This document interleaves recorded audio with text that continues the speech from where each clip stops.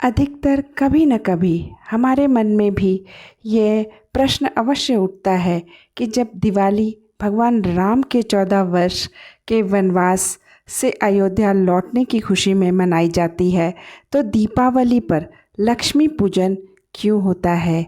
आइए कोशिश करते हैं इस वीडियो में इन प्रश्नों का उत्तर जानने के लिए। और दूसरा यह कि दीपावली पर लक्ष्मी जी के साथ गणेश जी की पूजा क्यों होती है, विष्णु भगवान की क्यों नहीं। दरअसल दीपावली का उत्सव दो युग सतयुग और त्रेता युग से जुड़ा हुआ है। सतयुग में समुद्र मंथन से माता लक्ष्मी उस दिन प्रकट हुई थी, इसलिए लक्ष्मी जी का पूजन होता है।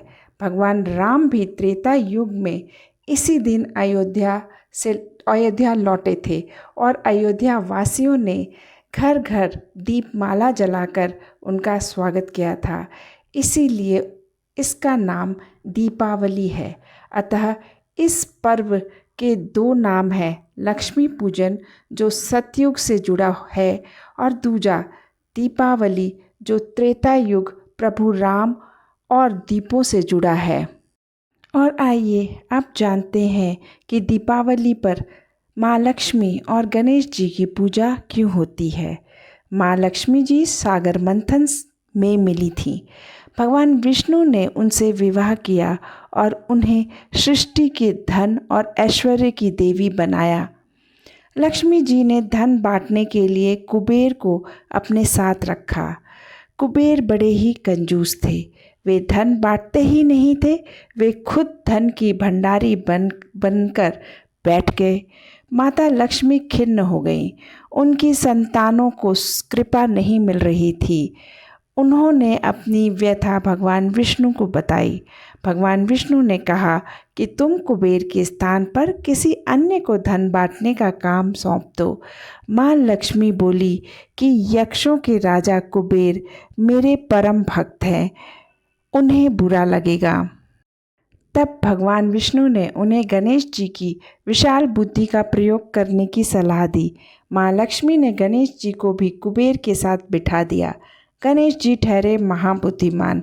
वे बोले, माँ मैं जिसका भी नाम बताऊंगा उस पर आप कृपा कर देना, कोई किंतु परंतु नहीं। माँ लक्ष्मी ने हाँ कर दी। अब गणेश जी लोगों के सौभाग्य के विघ्न रुकावट को दूर कर उनके लिए धन गमन के द्वार खोलने लगे। कुबेर भंडारी देखते रह गए। गणेश जी कुबेर के भंडार का द्वार खोलने वाले बन गए।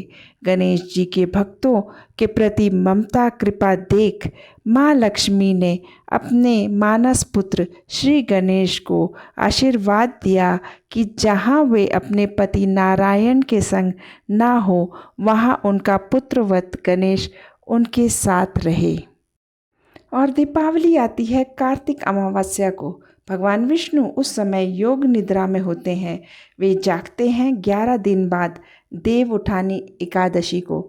माँ लक्ष्मी को पृथ्वी भ्रमण करने आना होता है शरद पूर्णिमा से दिवाली के बीच के 15 दिनों में, इसीलिए वे अपने संग ले आती हैं अपने मानस पुत्र गणेश जी को, और इसीलिए दिवाली को लक्ष्मी गणेश की पूजा होती है। जय श्री गणेश जी, जय महालक्ष्मी जी।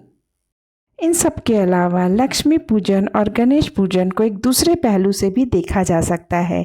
दिवाली का संबंध न केवल भगवान राम की अयोध्या वापस आने से है, बल्कि यह धन और समृद्धि की देवी लक्ष्मी की पूजा का भी प्रमुख अवसर है। दिवाली कार्तिक माह की अमावस्या को आती है, जिसे हिंदू मान्यता में सबसे अंधकारमय रात माना जाता है। लक्ष्मी जी अंधकार को दूर करके समृद्धि और उजाला लाने वाली देवी मानी जाती है। दीपावली के दिन घरों में दीप जलाने का प्रमुख उद्देश्य लक्ष्मी जी को प्रसन्न कर घर में धन धान्य और सुख समृद्धि का आह्वान करना है। इसीलिए लक्ष्मी पूजन दीपावली का एक प्रमुख भाग है। और गणेश पूजा, गणेश जी को विघ्नहर्ता और शुभता का प्रतीक माना जाता है।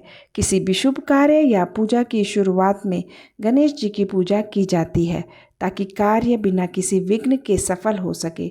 चूँकि दिवाली एक शुभ अवसर है जिसमें लक्ष्मी जी की पूजा की जाती है, इसीलिए इस पूजा से पहले गणेश जी की पूजा करके उनसे आशीर्वाद लिया जाता है ताकि पूजा और समृद्धि बिना किसी बाधा के प्राप्त हो।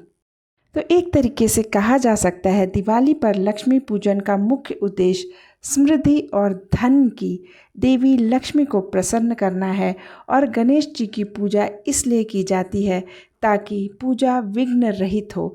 जबकि भगवान राम के अयोध्या आगमन की पौराणिक कथा दीपावली से जुड़ी है। त्योहार के धार्मिक और सांस्कृतिक पहलुओं में लक्ष्मी और गणेश पूजन का महत्वपूर्ण स्थान है।